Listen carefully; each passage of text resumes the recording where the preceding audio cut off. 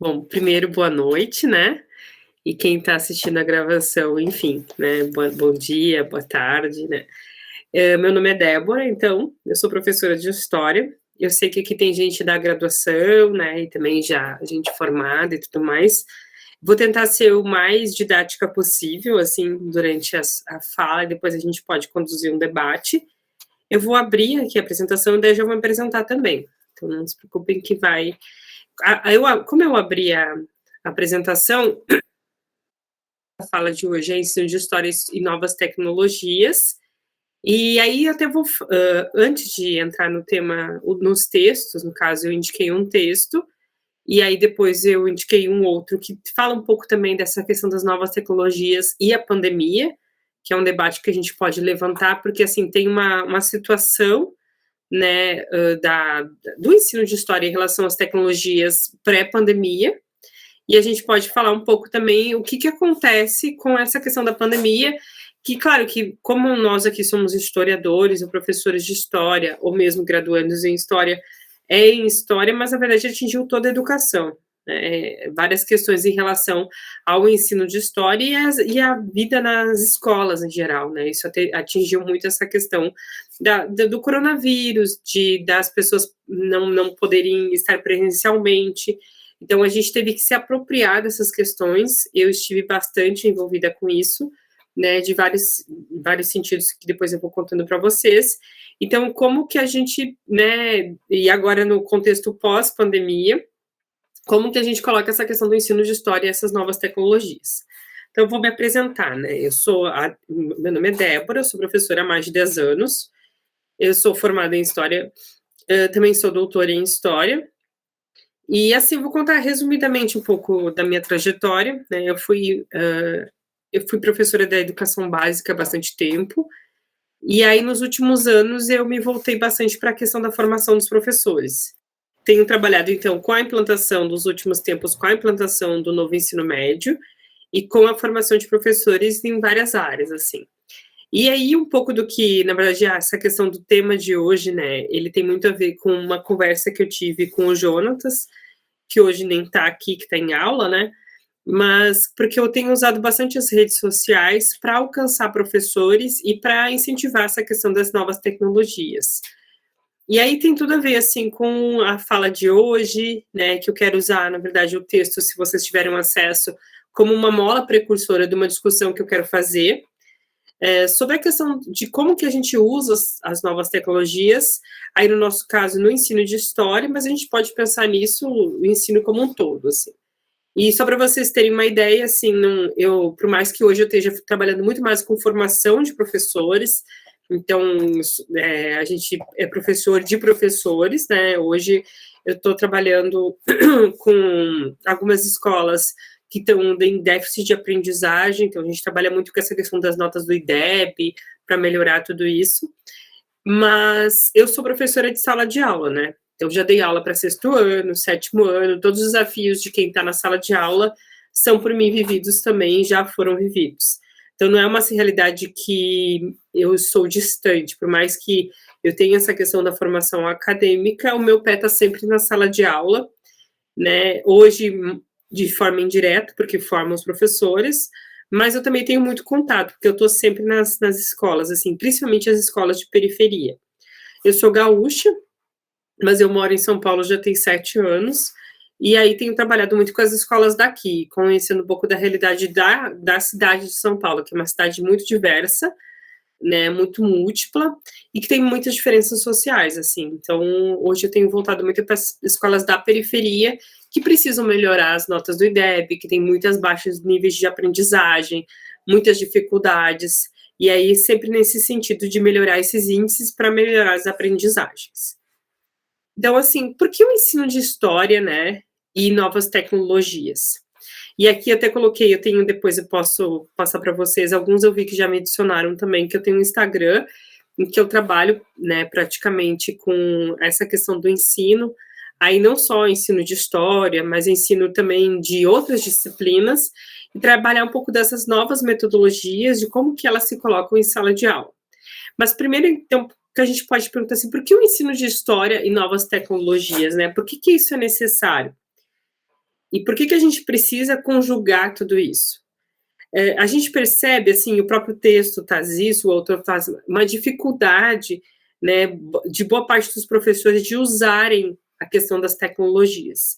E é uma coisa que, na verdade, se a gente for pensar no período contemporâneo, a gente fala de internet, né, de acesso aos meios digitais, mas mesmo antes, isso é muito interessante, porque quando a gente lê texto da década de 90, quando as novas tecnologias não eram necessariamente o computador, mas às vezes eram, sei lá, um rádio ou outras formas de tecnologias também, já havia essa dificuldade. Então a gente tem um pouco desse, até um certo preconceito que muitas vezes nós como professores temos com novas tecnologias, primeiro às vezes com a sensação, né, que aquilo pode nos substituir, ou uma ideia um pouco equivocada também, que alguns trazem, que basta eu usar PowerPoint, que basta eu usar computador e a minha aula está dada, né? Que a minha aula está feita e tudo mais. Ou mais, muitas vezes trazer técnicas do ensino, não que o ensino tradicional necessariamente tenha problemas, mas às vezes a gente pegar e simplesmente pegar um ensino mais engessado e passar a usar ele em forma de PowerPoint ou de computador, achando que assim a gente tem a solução dos nossos problemas. A gente entende que o ensino de história, as novas tecnologias, não é simplesmente, né, então eu vou pegar tudo que eu escreveria no quadro, ou na lousa, alguns chamam de lousa, e eu vou escrever no PowerPoint, e isso é usar tecnologias. A questão das novas tecnologias, a questão do uso da tecnologia, tem a ver, inclusive, com uma competência da BNCC, como eu quero trazer agora, que é a questão da cultura digital. Então, é muito mais do que simplesmente o uso disso, né, num valor mais instrumental, mas usar ela como meio também. E aí, a gente, como historiadores, como professores de história, a gente pode se utilizar isso de uma forma muito eficaz na nossa sala de aulas, a gente pode usar isso de uma forma muito eficiente, agregando isso. E é claro que a gente daí tem N situações, N possibilidades, eu sei que as escolas não são todas iguais, tem escolas, por exemplo, que têm acesso a um bom Wi-Fi, né, isso a gente percebeu muito na pandemia, que os alunos têm acesso, não tem nenhuma dificuldade de acessar, né, às vezes tem um computador para cada na casa, ou tem um celular para cada na casa, então tem muita facilidade, como a gente tem lugares em que mal se tem a questão do 4G. Então, todos são realidades que a gente tem nas nossas diferentes salas de aulas, nas nossas diferentes realidades, né? Que ficou muito mais escancarado com a questão da pandemia. Mas a questão aqui é como que diante da minha sala de aula, né, a gente como alguns formados, alguns formandos em história também, assim, na minha sala de aula, como que eu penso essas tecnologias, e aí, como eu falei, assim, não simplesmente transportando coisas que eu faria sem elas, com elas, como se fosse colorindo ou pintando um pouco mais, mas como eu uso isso de uma forma instrumental e realmente de competências tecnológicas, né? E não simplesmente colocando uma coisa ou outra. Bom, o texto, então, que eu indiquei, esse aqui, né, que se chama Ensino de História e Incorporação das Novas Tecnologias da Informação e Comunicação, uma reflexão. E eu indiquei também esse outro texto, que esse eu acho que, como foi nos últimos momentos, talvez muitos não tenham tido acesso, que é o Ensino de História em Tempos de Ensino Remoto Emergencial, Metodologia, Avaliação e Reflexão. Bem, no primeiro texto, o professor Carlos Augusto, ele faz um panorama dessa questão do uso das tecnologias de uma forma bem crítica. Então, ele coloca, por exemplo, assim, as dificuldades que os professores têm de incorporar, e muitas vezes como a gente ainda repete o ensino, que ele chama até de positivista, e aí eu nem quero entrar nesses debates, assim, porque a gente pode colocar vários debates em relação ao texto dele, por isso que eu quero que o texto dele seja uma mola precursora, né, e não como a fonte da verdade, que a gente pode colocar, porque ele coloca muitas questões, que ele vê os professores muito como tradicionais, né, que voltados a uma metodologia que ele chama de jesuítica, ele coloca muito essas dificuldades de colocar esse ensino muito distante, né, da vida dos alunos. Então, sempre essa discrepância, como se fosse, de um lado a gente tem o ensino de história, que é mais engessado, e ele chama de positivista, baseado nos fatos, e de outro lado a gente tem a vida dos alunos e as novas tecnologias não inseridas, né, não colocadas. na, na sala de aula. Ele coloca isso como um fato contundente. E claro que ele coloca, por exemplo, assim, que há problemas, há falta disso, mas também uma ausência de formação. E uma certa acomodação também. Então, um texto dele, resumindo, para quem não leu, é bem crítico em relação a isso. Assim, ele coloca essas questões de como foram, de como elas são colocadas. Então, de um lado, os professores que seriam um pouco mais engessados, sem vontade de inovar e tudo mais, que ainda tem esse estilo de ensino muito tradicional, e de outro lado a gente tem, então, essas novas tecnologias que são mais próximas dos jovens e do que seria um ensino mais eficiente, mas que fica esse abismo. E o fato de eu ter escolhido esse outro texto também é para a gente pensar, né? Esse é um texto antes da pandemia, bem antes, aliás, e a gente tem esse texto aqui que fala um pouco da questão da pandemia, porque a gente teve uma mudança, né? A gente tem a questão do ensino remoto emergencial. E aí, nesse texto aqui, eles avaliam, o Tiago aqui no caso, o professor Tiago, ele pega 3 casos de professores no estado do Ceará, e ele vai avaliar como esses professores fizeram a transposição, que ele chama dessa forma, do ensino que eles estavam tendo até aquele momento para o ensino remoto. Então, quais são as metodologias, como que ele fez, e aí ele chega lá, ele monta uma tabela e vai colocando como que eles fizeram, e ele chega à questão que eles pegaram as aulas tradicionais e tentaram aplicar a questão da metodologia para o ensino remoto. Então, tanto nas questões das aulas assíncronas como as aulas síncronas, né, usando as atividades, como que eles se prepararam, como foram as avaliações. Aí ele coloca, inclusive, que as avaliações, né, quem andou em sala de aula sabe, foram muito usadas no Google, dos Google Questionário, né, que os professores usaram muito essas questões de metodologias, o Google Meet também para fazer as videoconferências, e essa dificuldade que os professores tiveram, esse é o ponto que o Tiago coloca, porque muitos não estavam preparados para a questão dessa mudança, né? Acontece da noite para o dia, inclusive ele vai fazendo um histórico, como que foi lá no Ceará, então quando que começou a pandemia, quando se imaginava que a pandemia ela ficaria só na China, depois ela se torna mundial, né, as medidas que foram colocadas, no caso do Ceará e Fortaleza teve lockdown, então ninguém saía de casa, e como foram colocadas essas questões do ensino, né, do alcance, principalmente aqui na questão da história. A revista inteira, no caso, ela trabalha com várias questões do ensino remoto, mas aqui na questão do ensino de história, como que isso foi trazido.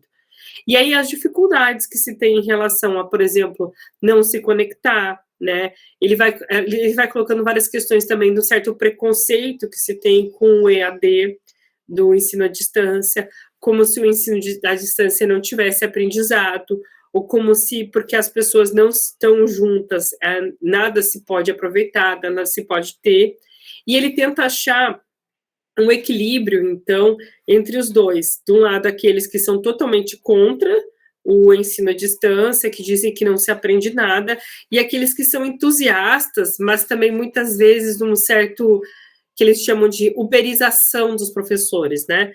Uma ideia de que o professor aí, ele acaba ganhando só por aquilo que ele faz, né? Por exemplo, assim, o professor faz um material, ele ganha, não faz o material, ele não ganha, e acaba, então, tendo essa precarização em relação aos serviços, né, dos professores, e uma certa, tirando a profissionalização dos professores. Então, todos esses debates que ele traz nesse segundo texto. Então, a relação que eu quero fazer entre esses dois textos é a gente pensar nessas duas dinâmicas, né? De um lado, a gente tem como que o ensino de história, as novas tecnologias eram colocadas no contexto pré-pandemia, e aqui, claro, de uma forma bem geral, assim, até meio generalista, que o Carlos Augusto coloca, assim, no sentido de que os professores não se utilizavam disso, e como que hoje a gente vive no contexto pós-pandemia. E será que isso vai mudar? Né? Será que a gente vai trazer essas mudanças que a pandemia trouxe, que a questão do ensino remoto ele trouxe? A gente vai conseguir incorporar para a nossa sala de aula de uma forma né, cotidiana, isso vai fazer parte da vida, como que será que vai ser? Então, a gente pensar esses dois ângulos dessa reflexão. E aí, uma pergunta, né, que mudanças que a pandemia trouxe para a sala de aula? Ela trouxe realmente essas mudanças? Ou será que a gente vai simplesmente voltar ao que era as aulas em 2019? Né? E claro que, assim, quando a gente fala de sala de aulas, e a gente, como professores de história, sabe disso, assim, que a gente não pode simplesmente generalizar, as salas de aulas são muito diversas. De um lado, a gente tem professores que, sim, se utilizam de muita tecnologia, sim, são inovadores, trazem muitas diversidade, muita inovação na sala de aula.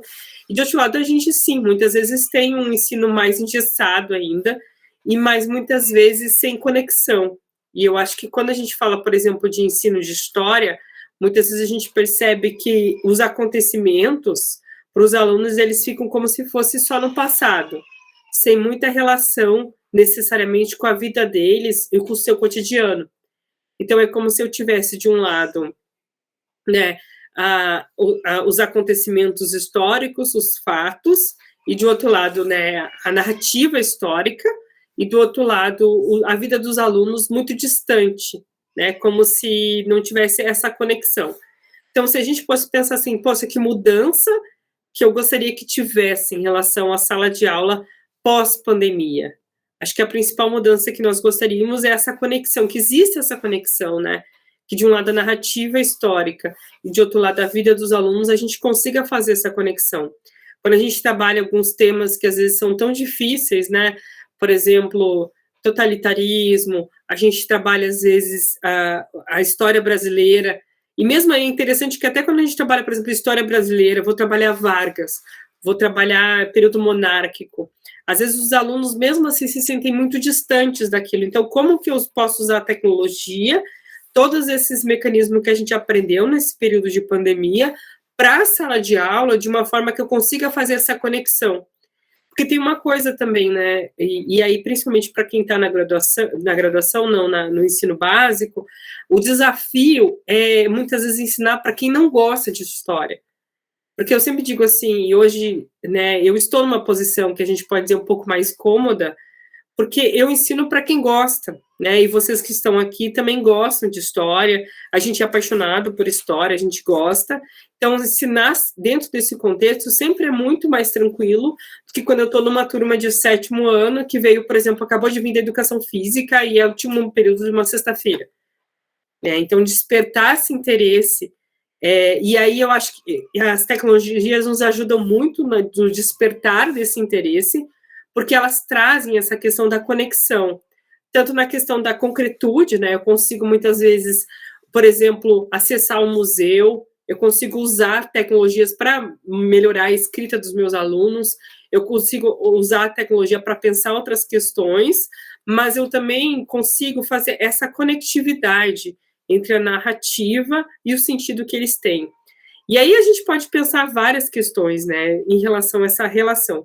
Mas essa pergunta, depois eu gostaria, inclusive, que a gente levantasse para debate, que mudanças, né, que a pandemia trouxe e como que ela vai, será que vai permanecer essas mudanças em sala de aula, ou será que a gente vai voltar, né, exatamente como era em 2019? E aí uma questão, né, quando a gente pensa no período pós-pandemia, tem uma questão que, inclusive, eu tenho trabalhado aqui em São Paulo também, né, e a gente tem visto isso, infelizmente, principalmente nas escolas públicas e principalmente na periferia, que após a pandemia, a gente tem apresentado muita defasagem, né, em relação às aprendizagens mesmo, né. Então, aqui é uma pesquisa do Instituto Alicerce, que dizem que os brasileiros apresentam em média de 2 a 4 anos de defasagem escolar em leitura, escrita e matemática, né.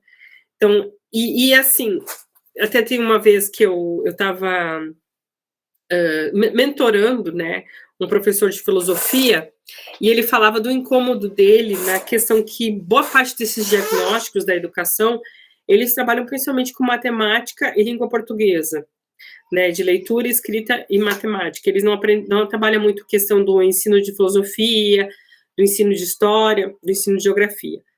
Mas na época eu já falei para ele assim que quando a gente pensa só nessa questão, né? Poxa, mas o que que essas defasagens têm a ver com a minha aula, né? O que que essas defasagens têm a ver com o meu ensino de história, com o meu ensino de filosofia, com o meu ensino de geografia?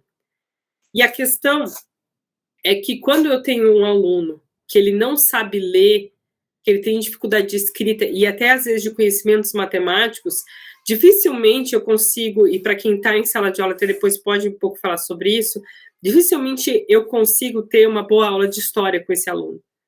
Então, essas defasagens, esses problemas que a pandemia, né, na verdade a pandemia aumentou ainda, elas atingem a gente como professor de história, porque simplesmente várias questões que eu preciso que sejam pré-requisitos para que eu realmente ensine história, como leitura, como escrita, como a capacidade de ler um fato, de ler uma frase e fazer sentido.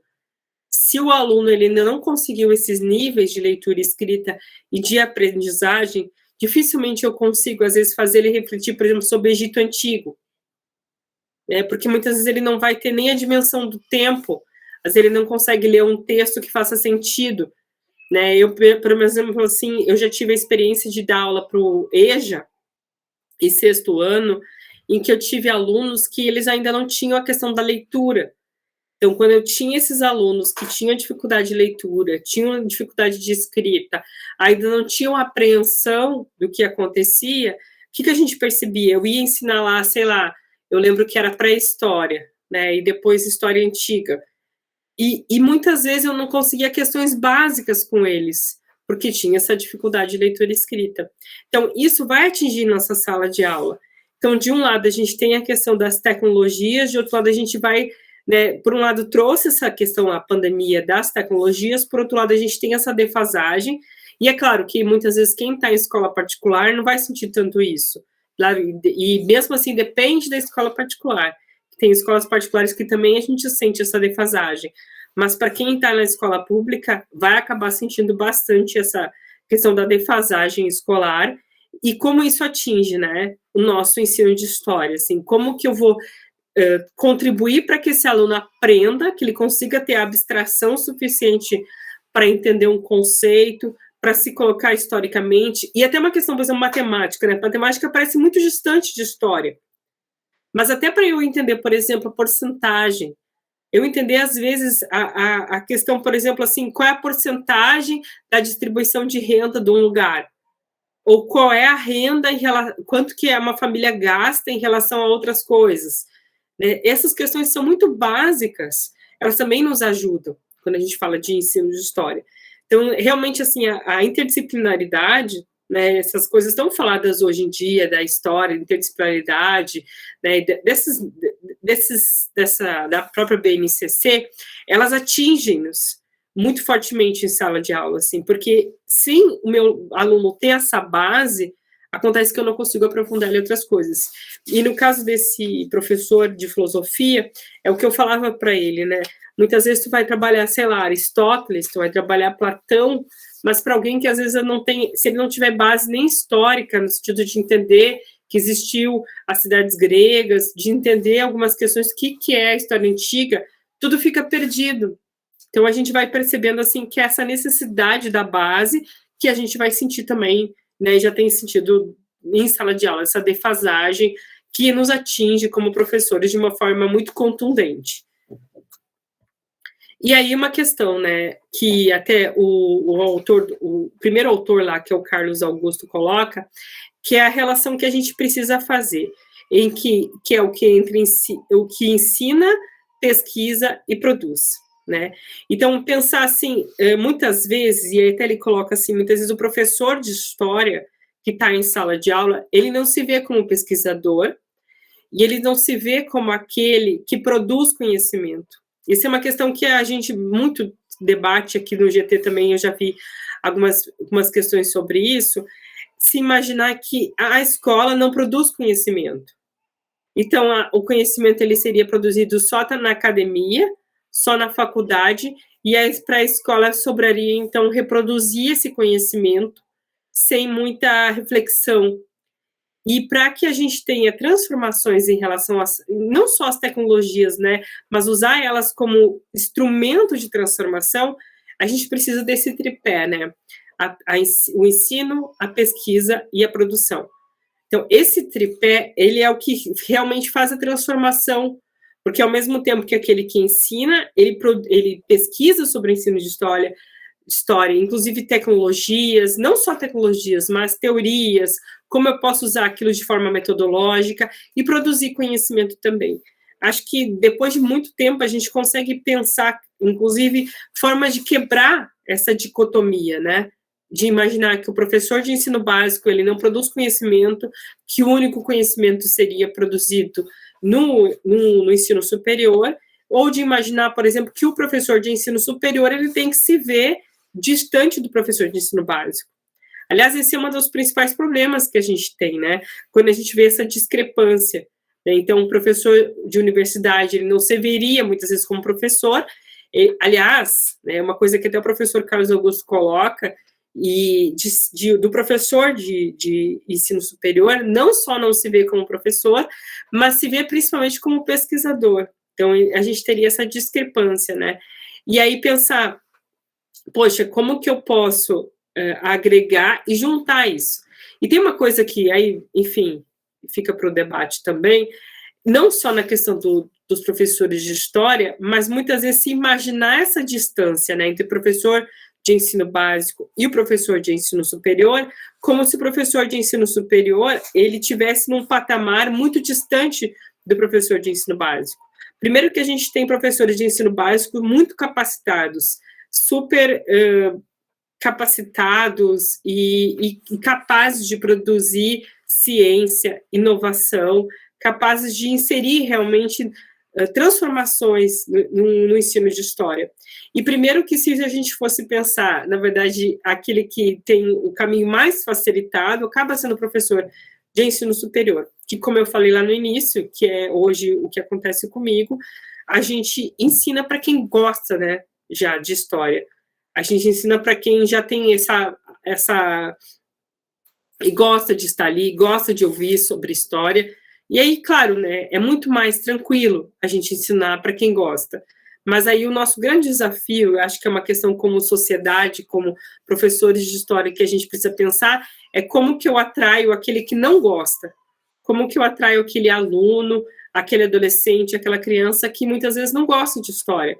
Né? Ele não tem nenhuma paixão por história, ele não gosta de ciências humanas, ele não tem essa relação com ciências humanas, ele não tem, né, nenhuma uma forma de conexão com essas disciplinas. Então, como que eu faço isso, né? Como que eu consigo relacionar? E esse é um grande desafio, não só para os professores que estão na sala de educação básica, mas também aqueles professores que muitas vezes estão no ensino superior, mas se veem como distantes disso, né? Mas é uma realidade que a gente precisa pensar como que eu consigo fazer essa conexão, né? É claro que nem sempre os meus alunos, então, vão começar a amar história, porque a gente sabe que existem escolhas e tudo mais, mas como eu consigo romper muitas vezes aqueles preconceitos que os alunos muitas vezes têm, né? Poxa, o preconceito que não gosto, não faz sentido, é tudo do passado, não vejo conexão nenhuma com a minha vida, são coisas que muitas vezes a gente ouve em sala de aula, e como romper isso, né? E aí as novas tecnologias nos ajudam bastante. Aqui tem um parágrafo que eu peguei do próprio texto, para a gente pensar algumas questões que ele coloca, sabe? Como eu falei, assim, nem tudo que ele coloca eu concordo tanto. Eu acho que às vezes ele pesa bastante a mão em algumas questões, mas é interessante para o debate, assim, para a gente pensar, né, por que ele coloca dessa forma. É claro que em muitos casos isso é verdade, mas é sempre complicado uma generalização. Que uma generalização significa que eu posso dizer uma coisa que eu estou simplesmente taxando todos os professores dessa forma. E a gente sabe que tem exceções, tem professores que trazem várias formas diferentes de ensinar, de narrar, de trabalhar. E diz assim: o ensino de história ainda é predominantemente factual, trabalhando com as tendências narrativas e positivista, tornando-se dessa forma para os alunos um ensino desinteressante, confuso, anacrônico, burocrático e repetitivo. vários seriam os adjetivos que poderíamos dar para exemplificar o quadro do ensino dessa disciplina, que pouco interesse desperta nos alunos, quer seja nos cursos de graduação, quer seja no ensino fundamental e médio. Desta forma, o conhecimento recebido na universidade por futuros professores de história é repassado como pronto e acabado aos alunos do ensino secundário, negando-se a esses atitudes questionadoras, colocando-os passivos diante dos conteúdos transmitidos. Então, várias questões aqui que ele coloca, né? Então, essa visão do ensino de história ainda muito burocrático, e muitas vezes é o que a gente observa, embora eu mesmo tenho acompanhado, né, várias iniciativas, assim, de transformar esse ensino de desinteressante, de confuso, né, de burocrático e repetitivo, num ensino mais atrativo para os alunos. E aí, claro que atrativo não é tornar só ele divertido, né? Não é simplesmente, poxa, então agora, sei lá, vou soltar pirueta, vai ser engraçado, né, vai ser legal, né, vou contar piadas, mas é no sentido de despertar o interesse desse aluno, né, que às vezes se vê como tão distante da aula de história. Então, eu vou despertar o interesse desse aluno de uma forma que ele veja sentido, e é claro que nem tudo vai fazer um sentido tão profundo, mas que eu consiga despertar esse interesse para que ele consiga ver a sua relação com a questão da narrativa histórica, né? Que ele consiga ver o seu interesse, né? Que ele consiga ver um certo sentido. E é tão interessante, claro, que ele não traz isso, mas é uma questão que a gente pode questionar também, né? Porque, por exemplo, a gente tem um currículo ainda extremamente repetitivo em alguns casos. É claro que o novo ensino médio, a gente pode levantar isso também.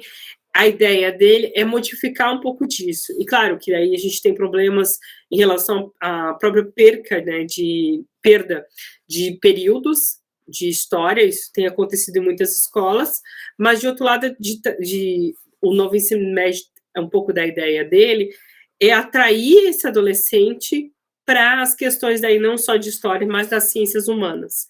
Mas porque, por exemplo, durante muito tempo o currículo, se a gente fosse pensar do 6º ano até o 9º, a gente tem ali da pré-história até a Segunda Guerra Mundial e o período contemporâneo, e aí a gente começa o 1º ano do ensino médio exatamente da mesma forma, né? Pré-história, história antiga, Idade Média, Idade Moderna, período contemporâneo. Então, é exatamente igual, a gente repete as duas formas de narrar a história, assim, exatamente igual. Então, por que ser dessa forma, né? E será que isso muitas vezes não torna a narrativa extremamente repetitiva e muitas vezes confusa mesmo?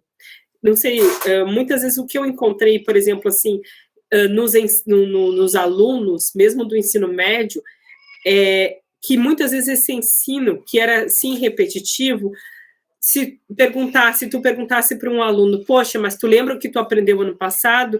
A gente percebe que o conteúdo era muita coisa, mas o que eles tinham aprendido era muito pouco. Então, isso a gente percebia também, eu percebi muitas vezes em sala de aula, né? Então, assim, não adianta muitas vezes a gente ter um inchaço em relação ao conteúdo, né? A gente tem um inchaço em relação à quantidade de coisas que a gente precisa vencer, e todo professor em sala de aula tem essa ideia, né?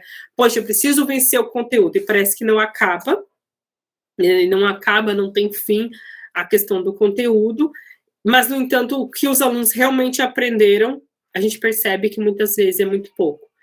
Então,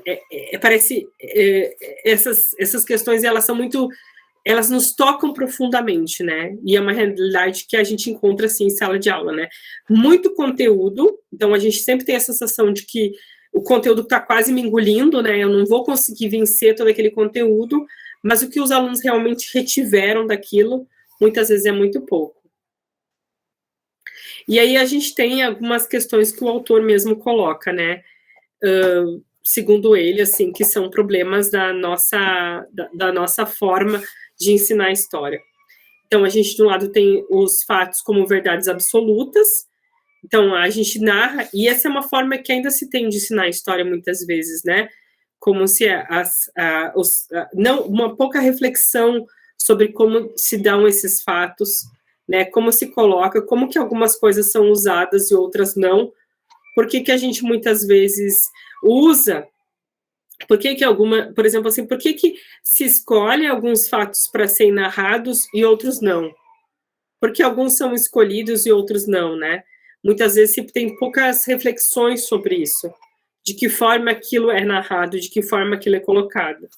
Outra questão que a gente tem uma concepção muito positivista da história, isso aqui principalmente a questão da narrativa política, ainda é muito presente, né? Simplesmente uma narrativa com... Por mais que hoje a gente tenha, claro, as escolas de análise e outras que imperam um pouco nos livros didáticos, mas a gente ainda tem, segundo ele, e a gente pode discutir sobre isso, eu acabo concordando bastante com ele também, que é uma concepção muito positivista da história, por mais, ou seja, assim, a gente tem os fatos que vão acontecendo, mas sem muita reflexão, porque, né, muito pouco história é problema, né, a gente estuda muito na graduação, mas na sala de aula, às vezes, por a quantidade de conteúdos que a gente precisa dar, né, principalmente acho que esse é o principal problema, né, a quantidade de conteúdos que muitas vezes a gente precisa vencer em sala de aula, faz com que a gente tenha uma concepção muito de simplesmente vomitar as coisas, né, sem muita reflexão, sem muitas questões que a gente tem na graduação de história-problema, de reflexão, de teorização, a gente muitas vezes não traz para a educação básica. E aí ele coloca um outro ponto também, que é uma ausência de ligação entre passado e presente. Então, parece que muitas vezes está separado, né? O passado e o presente, eles não estão conectados, eles estão separados e não se enxerga essa conexão entre os dois. Aí a solução para ele, né, seria essa questão da concepção dialético-crítica, sempre em construção. Ou seja, da gente pensar formas como a gente vai usar, né, essas questões criticamente, assim, ou seja, não entender as coisas como dadas. E claro que muitos desses problemas que ele cita, e ainda existem em nossas salas de aula, a gente pode pensar, e aí já estou colocando minha opinião também, assim, eu vejo como um grande dos problemas, esse inchaço, como eu já falei, dos conteúdos. A gente tem muita coisa para vencer, entre aspas, como professores, mas quando a gente vai ver exatamente o que os alunos aprenderam, né, muitas vezes a gente percebe que não aprenderam questões básicas. E isso, quando a gente fala de história, que é o nosso ponto, mas a gente pode falar isso que nos atinge também em língua portuguesa, em questões básicas de matemática. Então, um grande problema é muitas vezes a gente não garante o básico, né? E aí, quando a gente não garante o básico, acaba que a história ela se torna, assim, repetitiva, um amontoado de fatos, e sem a gente conseguir fazer grandes reflexões sobre isso, né? É claro que daí, enfim, tem outros debates em relação a isso também, porque acaba que toda mudança de currículo, ela acaba muitas vezes inchando ainda mais o currículo, né? E sem que a gente pense, poxa, mas o que o nosso aluno realmente está aprendendo sobre aquilo? Acaba sendo o grande ponto fundamental. E aí ele coloca alguns pontos que a gente pode levantar que realmente são vitais, né? Que é essa separação entre ensino e pesquisa. Então, formados em história não se chamam de historiadores e professores de universidades não se veem como professores. Então, essa discrepância, né? De um lado, a gente tem aqueles que ensinam, que seriam os professores de educação básica, e aqueles que deveriam pesquisar, que são os professores universitários. Mas a gente percebe que quando não há essa conexão entre aquele que ensina e aquele que pesquisa, muitas vezes acontece que a gente, primeiro que muitas vezes, por exemplo, assim, quando a gente não tem aquele que pesquisa, que ele também tem essa relação com a educação básica, acaba, principalmente, por exemplo, assim, a gente tem às vezes professores que vão trabalhar sobre ensino de história, mas eles simplesmente não têm mais conexão com o professor de educação básica. Então, como que ele vai trabalhar uma questão sobre ensino de história, se ele muitas vezes não tem mais conexão com o professor de ensino básico, né? Ou seja, quais são as problemáticas que ele vai trazer? Às vezes as problemáticas que ele vai trazer são problemáticas que ele vivenciou, e não necessariamente são as que acontecem hoje em sala de aula, por exemplo. Então, essa relação entre ensino e pesquisa como sendo crucial para que a gente traga transformações e que a gente realmente use as tecnologias não só como eu falei, né, reproduzindo um ensino, mas realmente usando as potencialidades dela como uma competência que a própria BNCC coloca. E aí, algumas problemáticas que ele coloca, né, e a gente pode chamar de ciclo dos problemas, né? Então, o ensino dogmático, assim, muito fechado, muito repetitivo. A gente também tem as verdades absolutas, que é bem contra, assim, essa questão que a gente mesmo vê em teoria, né? Em teoria da história, que é uma história problema, é uma história que pode ser questionada, que pode ser refletida, que pode ser pensada, ou seja, que não tem nada de verdade absoluta, né? Que a questão é que seja realmente questionada, e a questão da repetição, né? Que é essa muitas vezes que a gente encontra ainda no nosso currículo, que é uma história que se repete, assim, e como eu falei antes, a gente ainda tem isso, né? A gente tem lá no ensino fundamental um currículo que ele começa com a pré-história e vai até o período contemporâneo, e no ensino médio um currículo que se repete. É claro que o que eu tenho visto nas escolas é que tem algumas mudanças, principalmente por causa do novo ensino médio, e um certo enxugamento. É claro que falta debate sobre isso, afinal, o que, que a gente quer que o nosso aluno, acho que a pergunta é essa, né? O que, que a gente quer que o nosso aluno, quando ele terminar a educação básica, o que, que ele sabe de verdade? O que, que a gente quer garantir? Acho que esse é o ponto fundamental, assim, o que a gente quer garantir em termos de aprendizagem, que acho que esse é o ponto, né, o eixo, assim, né? Mais do que uso de tecnologias, ele aprender a fazer vídeos e colocar no YouTube, ou a aprender alguma coisa diferenciada, como que ele pode realmente, né, aprender isso e levar para depois, né, quando ele terminar a educação básica. Aqui tem outra questão que ele coloca que eu acho interessante, né? O sistema educacional vive uma crise que vem se prolongando por muito tempo, e esse quadro se agrava com o discurso do fracasso da escola pública, justificando a incapacidade do Estado em gerenciar e atender satisfatoriamente os interesses da sociedade. E aqui uma coisa que a gente tem, né? Esse nosso discurso, que às vezes a gente também tem, né? Que o do fracasso da escola, né? Que o Estado não consegue atender. Então, a gente tem um pouco desse discurso e nós, como professores, às vezes nos acomodamos também com isso, porque muitas vezes é mais fácil colocar que o Estado precisa resolver os problemas da minha sala de aula, né? Porque às vezes é um discurso que também me acalenta como profissional, porque muitas vezes eu vou ver que meu aluno não está aprendendo, mas aí a responsabilidade não é minha. Então, são coisas que a gente vai percebendo, isso assim, o fracasso da escola, não, mas ninguém aprende mesmo, eles já chegaram assim para mim, né? Então, a gente percebe isso, assim, poxa, mas esses alunos já chegaram assim para mim, essas defasagens não foram minhas. Mas o que, que eu fiz para sanar essas defasagens? Acho que muitas vezes a gente não vai escolher o aluno que vai chegar para a gente, né? Como que ele vai chegar, quais as aprendizagens que ele teve, como que ele teve. Mas como que eu posso trabalhar com esse aluno para realmente transformá-lo, né? Para que ele não saia da minha aula, ele não saia do tempo que ele teve comigo do mesmo jeito que ele chegou. É claro que eu não consigo sanar o problema do outro professor lá que não ensinou, sei lá, questões básicas da Idade Média para ele. Mas eu posso sanar o que é possível dentro da minha sala de aula. E aí saindo muitas vezes desse discurso do fracasso da escola pública, né? Porque se a gente quer que a aprendizagem ela seja para todos e que ela tenha essa questão da ser igualitária realmente para todos, a gente precisa sair desse discurso, muitas vezes, que está na nossa boca, né? Está na nossa boca e está na nossa vida. E aí uma questão, né, que eu quero levantar, assim, né, que ele coloca, e a gente pode pensar assim, né, como incorporar tecnologias que os alunos já usam no seu cotidiano, né? Então, como que a gente pode, muitas vezes, usar vídeos, usar formas que eles já usam, né? E como romper com limitações de ensino e como ele é nos imposto, né? Então, muitas vezes a gente vai ter problemas de uso de tecnologias em sala de aula, isso eu encontro bastante. Então, muitas vezes, por exemplo, assim, professor, poxa, mas como é que eu vou usar a tecnologia? E é claro que a gente vai ter que adaptar, né? Se o laboratório da minha escola não funciona, se o funcionário não está, se é fechado, se não tem um bom Wi-Fi, né? Se meus alunos não têm celular, os alunos não conseguem gravar vídeo, né? Como que eu vou trabalhar tudo isso? E a questão é que muitas vezes a gente vai ter que pensar nas situações que a gente tem. O mundo ideal é um, né? É óbvio que o ideal seria que todo mundo tivesse acesso, que todo mundo tivesse bons computadores, que não travam, não é um computador para 3 alunos, tivesse um computador para cada um, eu pudesse montar sites, vídeos, editar, bons programas para editar vídeo, para montar vídeo, para legendar os meus vídeos, bons programas para usar redes sociais, mas muitas vezes não é isso que eu vou encontrar.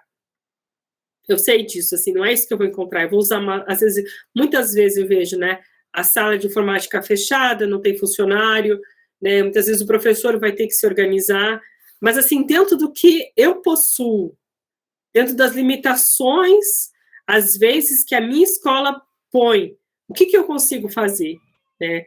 Muitas vezes a gente sair dessa questão que nos acalenta, de uma certa justificativa por que as coisas não dão certo, e a gente pensar o que eu posso fazer diante de tudo que me é colocado, né? Diante das possibilidades que eu tenho, o que eu posso fazer? Como que eu posso melhorar, né? E usar de uma forma melhor. As tecnologias, sejam elas quais foram, né? Quais forem. Não precisa ser, às vezes, a mais desenvolvida, mas diante do que é colocado, como que eu posso fazer? E aí, né, já encaminhando para o final aqui, para a gente pensar nas novas tecnologias, né, e algumas escolas que teriam dificuldades com os recursos, né, teria mudado com a pandemia. Então, será que essa relação do professor de história, e aí do professor em geral, mas aqui como a gente é todo mundo é da história, do professor de história, né, será que a gente mudou com a pandemia? Será que as aprendizagens, que assim, a gente aprendeu a fazer tudo, né, até tinha uma piada uma vez assim, que o professor antes só dava aula, agora ele era designer, ele era editor de vídeo, ele era apresentador de programa, né, porque tinha que gravar. Eu mesmo aprendi a usar praticamente tudo. Hoje eu sei também editar vídeo, eu sei legendar, eu sei fazer várias coisas, né, que eu aprendi nos últimos 2 anos. Mas a gente pode pensar assim, o que isso vai mudar daqui para frente, né? Acho que esse é o grande ponto, assim, né? Essas novas tecnologias que trouxeram lá os dados do Ceará, que os professores usaram tudo isso, mas e agora, como que eu vou transferir isso, ou eu simplesmente vou abandonar, né? Mas como que eu posso tornar minhas aulas, às vezes, não só mais atrativas, mas a aprendizagem mais eficiente? Que acho que a grande questão não é, poxa, mas a tecnologia para, né, só o aluno gostar mais da aula. Não, mas é para que meu aluno aprenda melhor. Acho que esse é o ponto fundamental, não é só para ele ficar mais feliz, é para que ele aprenda melhor também. E aí a gente tem, né, como incorporar essas inovações, né? A gente tem metodologias, tem teorias e também tem práticas. Então não é só o uso delas, mas por que eu uso elas, como eu uso elas, né? E pensar nisso, e como que eu pratico isso. E pensar que aqui, aí tem um conceito fundamental, que é a questão da cultura digital. A cultura digital não é simplesmente brincar com o computador, não é simplesmente usar o celular, ou muitas vezes assim, a gente como professor se engana, né? Ah, mas o meu aluno tem cultura digital, ele sabe usar o WhatsApp, ele sabe usar o Instagram, né? Eu vejo eles conectando, eu sei, eles fazem vídeos, TikTok, que agora é da moda, né? Eles sabem. Mas será? O que é cultura digital, né? Como que isso, que ele vai usar a cultura digital na aprendizagem histórica e, assim, usar isso de forma ética, segura, respeitosa e para o conhecimento também, né? Não só para entretenimento. Entretenimento também é divertido, eu também gosto. Mas mais que isso, para o conhecimento, né? Porque, afinal, a gente tem um mundo ali em questão à cultura digital, mas muitas vezes sem a prática disso, sem realmente a reflexão sobre isso, pode virar somente entretenimento.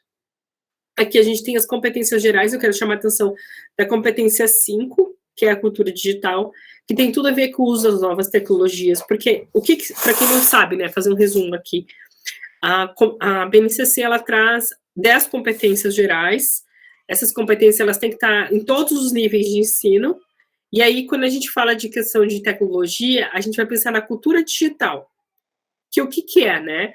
Compreender, utilizar e criar tecnologias digitais de forma crítica, significativa e ética. Para quê? Para comunicar-se, acessar e produzir informações e conhecimentos, resolver problemas, exercer protagonismo e autoria. Ou seja, se a gente for pensar nos verbos aqui, compreender, utilizar e criar tecnologias digitais. Claro que aqui seria uma outra aula também, né? Uma outra conversa, mas se a gente for pensar lá na taxonomia de Bloom, criar é o último nível, né? O último nível de taxonomia de Bloom em termos de aprendizagem. Ou seja, aqui está se prevendo já que aquele que vai ter cultura total digital, ele não vai ser só compreender, ele não só vai utilizar, ele vai criar tecnologias digitais. E a gente pode pensar aqui até em formas de jogos, né? Por exemplo, um aluno, por exemplo, que ele aprendeu muito sobre Guerra Fria, ele pode criar uma tecnologia para aprendizagem de Guerra Fria. Olha que interessante. A questão da cultura digital na sala de aula por meio das novas tecnologias.